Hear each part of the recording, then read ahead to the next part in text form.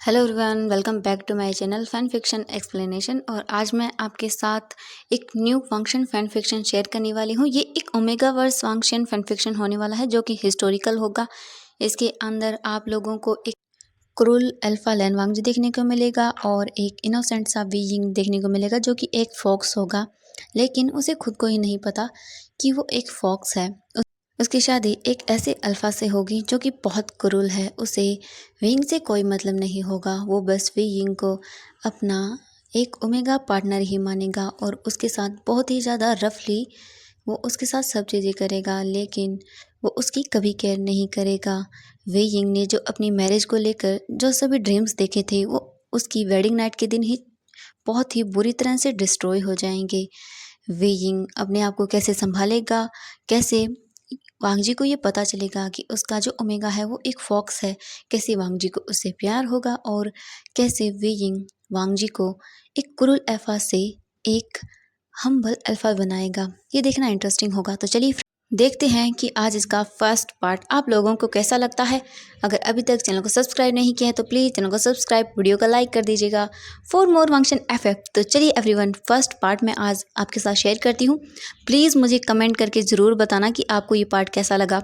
तो सबसे पहले हमें जंग सेक्ट को दिखाया जाता है। जंग सेक्ट के अंदर आज बहुत ही ज़्यादा चहल पहल थी।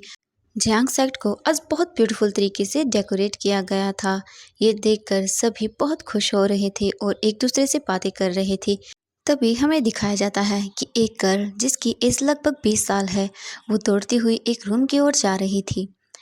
जैसे ही वो गर्ल उस रूम के पास पहुंचती है तो वो जल्दी से डोर को नॉक करती है और एक बॉय जिसने रेड कपड़े पहने हुए थे वो जल्दी से डोर को ओपन करता है और अपने सामने अपनी शिजे को देखकर बहुत खुश हो जाता है। वो जल्दी से अपनी शिजे को हक करता है और बोलता है, शिजे आप आ गई, मैं कब से आपका वेट कर रहा था। जो लड़की वहाँ खड़ी हुई थी वो उसकी ओर देखते हुए बोली, वी यिंग तुम इतनी चिंता क्यों करते हो, मैं हमेशा तुम्हारे साथ हूँ।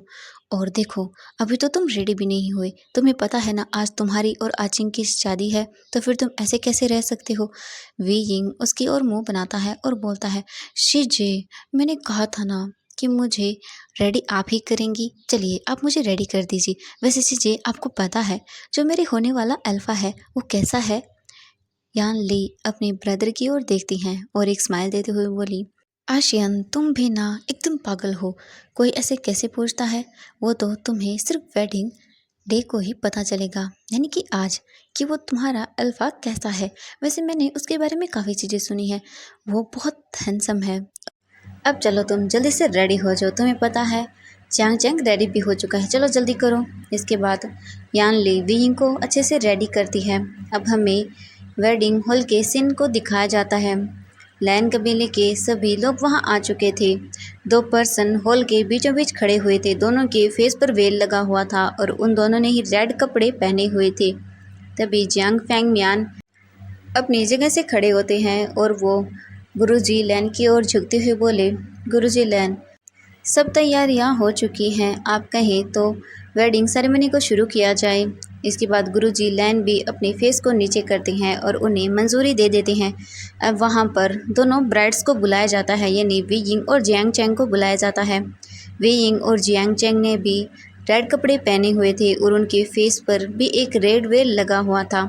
उन दोनों को यान ली अपने साथ लेकर आती है और उन्हें उनके अल्फाज के पास खड़ा कर देती हैं और उसके बाद वो भी अपनी माँ के पास जाकर खड़ी हो जाती हैं, यानी कि मैडम यू के पास। इसके बाद वहाँ पर उनकी वेडिंग सेरेमनी को शुरू किया जाता है। उन्हें वाउज़ लेने के लिए बोला जाता है। कुछ टाइम के बाद एक दूसरे की और वाउज़ लेने के बाद उनकी वेडिंग सेरेमनी को कंप्लीट किया जाता है। वी जिंग अपने वेल से देखने की कोशिश कर रहा था कि उसका होने वाला अल्फा कैसा है, लेकिन उसे वेल ज़्यादा लोग होने की वजह से कुछ भी नहीं दिख रहा था। उसे बस कुछ ही चीज़ें नज़र आ रही थी, वो भी अच्छे से दिखाई नहीं दे रही थी क्योंकि वेल की वजह से उसे सब चीज़ें धुंधली ही दिख रही थी। इसके बाद सभी लोग बैंक्वेट हॉल के अंदर चले जाते हैं। वी यिंग और वांग जी को एक दूसरे के पास ही बिठाया जाता है और वहाँ दूसरी तरफ लैन सिचेन और जियांग चैंग को भी एक दूसरे के पास ही बिठाया जाता है। वे यिंग अभी भी वांग जी को देखने की कोशिश कर रहा था, लेकिन उसे कुछ भी नज़र नहीं आ रहा था। इसके बाद उनके बैंक्वेट हॉल का टाइम भी कंप्लीट हो जाता है। इसके बाद यान ली, वी यिंग और जियांग चेंग दोनों को ही उनके वेडिंग रूम्स के अंदर ले जाती है। जियांग यान ली पहले जियांग चेंग को उसके रूम के अंदर छोड़ती हैं और सभी चीज़ें अच्छे से रख कर वो जियांग चेंग से बोलती हैं, आचिंग अपना ख्याल रखना, ठीक है। इसके बाद वो वहाँ से चली जाती हैं। इसके बाद ग्रैनी वहाँ आती हैं और वो जियांग चेंग को सभी चीज़ें समझाने लगती हैं क्योंकि वो एक हीलर थी। इसके बाद हमें वी यिंग की रूम का सीन दिखाया जाता है। वी यिंग के रूम को भी आज बहुत ही ब्यूटीफुली डेकोरेट किया गया था। सभी जगह रेड कैंडल्स लगे हुए थे, रेड कर्टेंस थे और उनके बेड को भी बिल्कुल रेड तरीके से डेकोरेट किया गया था। वी यिंग को बहुत ही ज़्यादा नर्वस फील हो रहा था। उसे कुछ भी समझ नहीं आ रहा था कि वो क्या करे अब। उसे एक अजीब सी फीलिंग हो रही थी अंदर की, इसके बाद क्या होने वाला है, वो क्या करेगा। तभी वो देखता है कि उसके डोर पर किसी ने नॉक किया है। वे यिंग वहीं पर बैठा हुआ था। यान ली डोर को ओपन करती हैं और वो वहीं विंग के पास आकर बैठ जाते हैं। वी यिंग अपनी सीजे को बहुत अच्छे से पहचानता था। वो जल्दी से अपनी सीजे की ओर देखता है लेकिन अभी भी उसके फेस पर वेल लगा हुआ था। यान ली बोली, वी यिंग तुम अपना ख्याल रखना, ठीक है। ये बोलकर यान ली वहाँ से चले जाते हैं। इसके बाद ग्रैनी वैन वी यिंग के पास आते हैं और वो भी उन्हें सभी चीज़ें बता देती हैं कि उन्हें कैसे राजकुमार को सर्व करना है। वो जो चाहे उन्हें करने देना है। वी यिंग तुम्हें इन ऑयल्स का यूज़ करना होगा जिस वजह से तुम्हें पेन कम हो। वी यिंग ये सुनने के बाद बहुत ही नर्वस फील कर रहा था और उसके ईयर्स बिल्कुल रेड हो रहे थे। वो बहुत ही ज़्यादा अजीब सा महसूस कर रहा था जब उसे ये सब चीज़ें बताई जा रही थी कि उसे कैसे सब चीज़ें करनी है।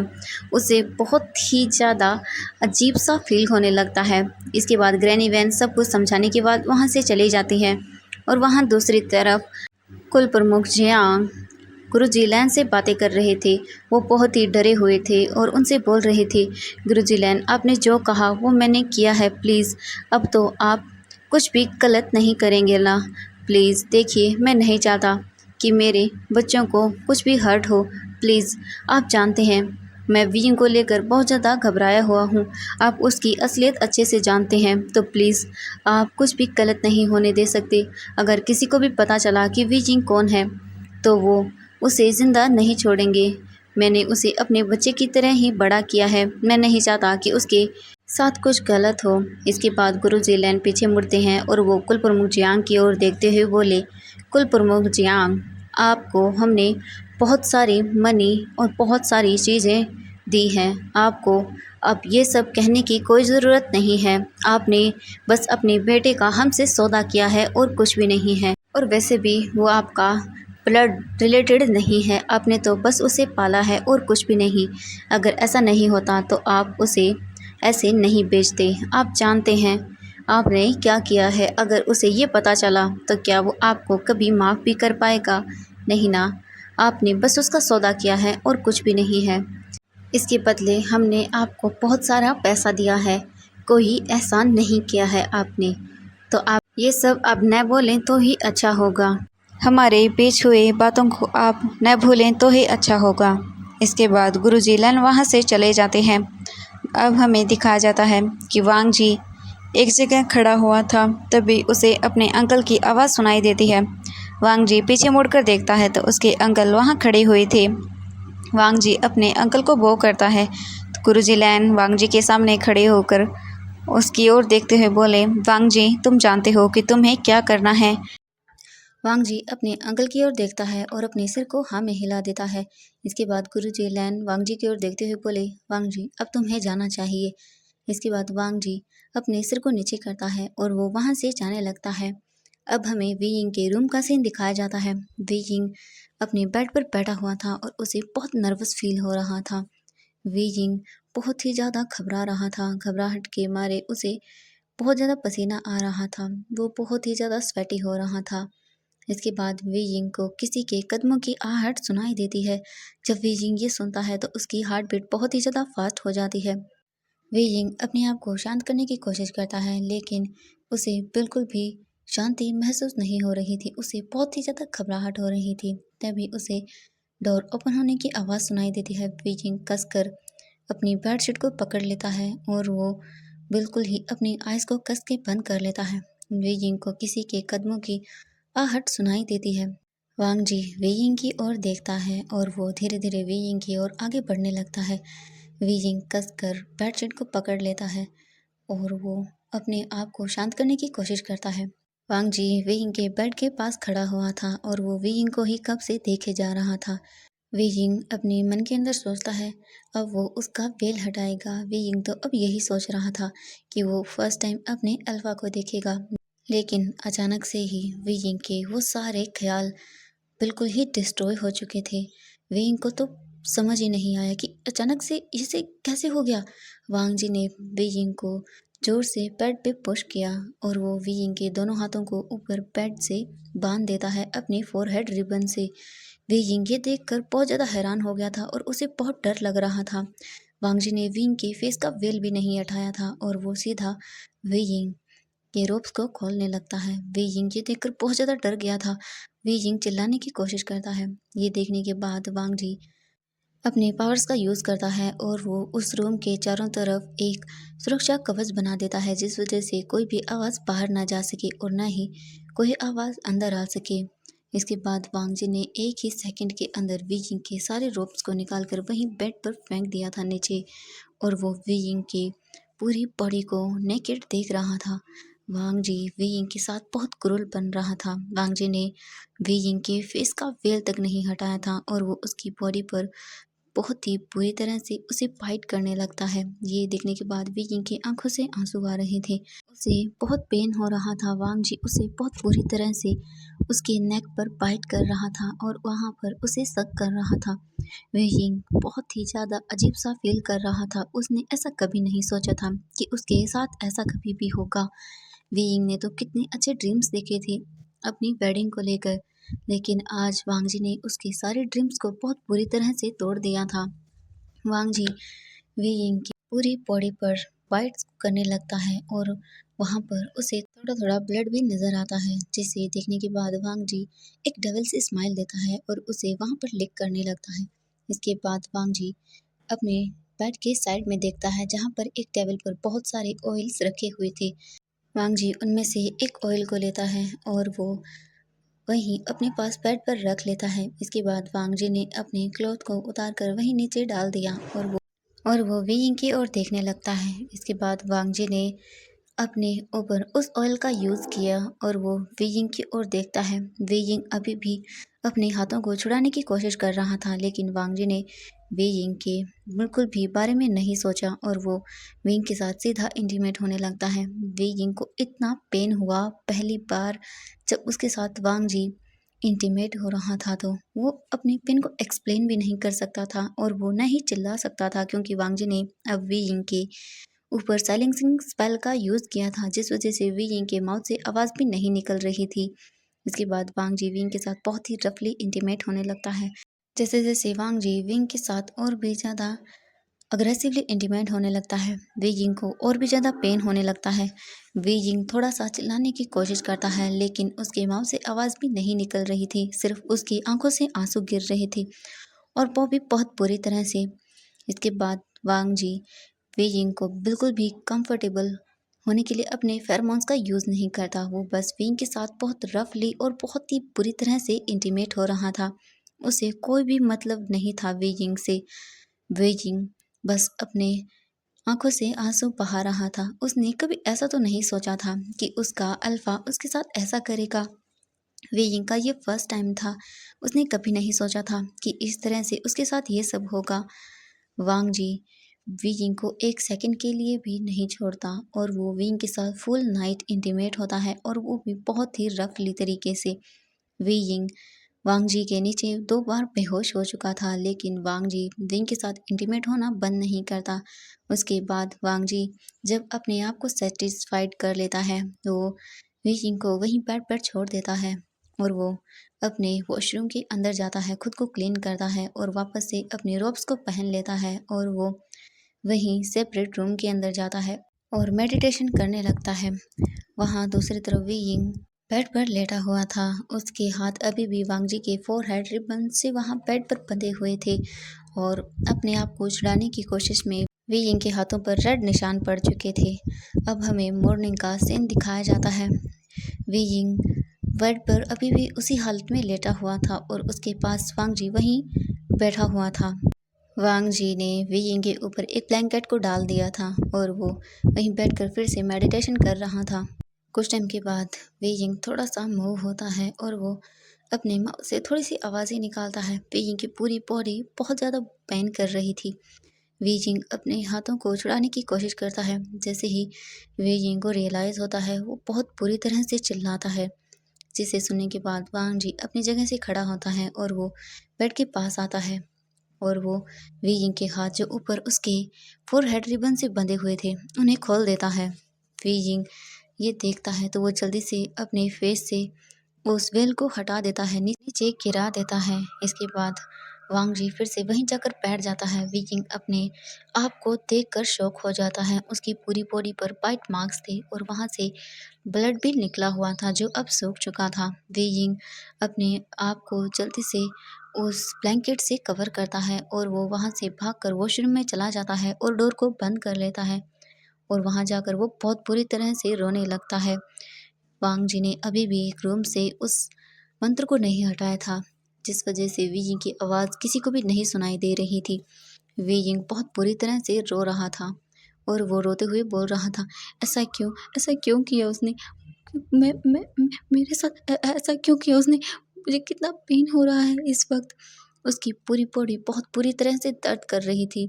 वी यिंग वहीं नीचे फ्लोर पर गिर जाता है और वो वहीं कुछ टाइम तक इसी तरह रहता है। इसके बाद हमें दिखाया जाता है लगभग 1 घंटे बाद भी जब वी यिंग वॉशरूम से बाहर नहीं आता। वांग जी वॉशरूम की ओर जाने के लिए सोचता है, लेकिन फिर उसे डोर पर एक नॉक सुनाई देता है। वांग जी अपनी जगह से खड़ा होता है और वो जाकर डोर को ओपन करता है तो वो देखता है कि डोर पर राजकुमारी जियांग यानली है। वांग जी राजकुमारी जियांग यानली को पोक करता है और वो उन्हें अंदर आने के लिए बोल देता है। जियांग यानली के हाथ में इस वक्त टी थी और वो टी को वहाँ टेबल पर रख देती है। इसके बाद यानली रूम के चारों ओर देखने लगती है, लेकिन उसे वहाँ वी यिंग कहीं भी नजर नहीं आता। वांग जी जियांग यानली की ओर देखते हुए बोला, राजकुमारी, हम तैयार होकर अभी बाहर आते हैं। सब लोग हमारा वहीं इंतजार कर रहे होंगे।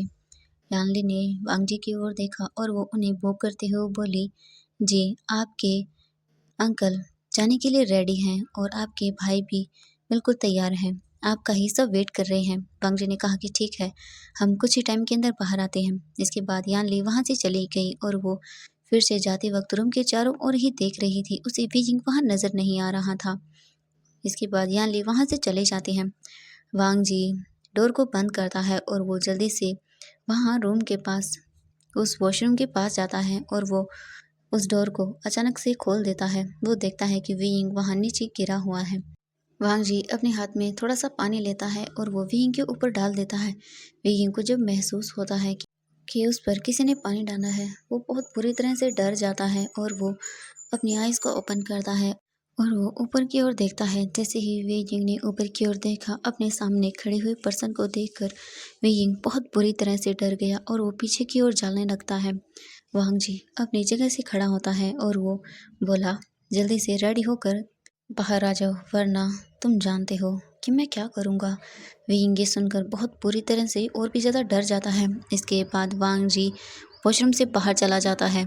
वी यिंग वहीं बैठकर बहुत बुरी तरह से रोने लगता है और वो बोलता है, ये सब क्या हो रहा है? ऐसा कैसे हो गया? मैं क्या करूँ? मैं क्या अंकल को बता दूँ?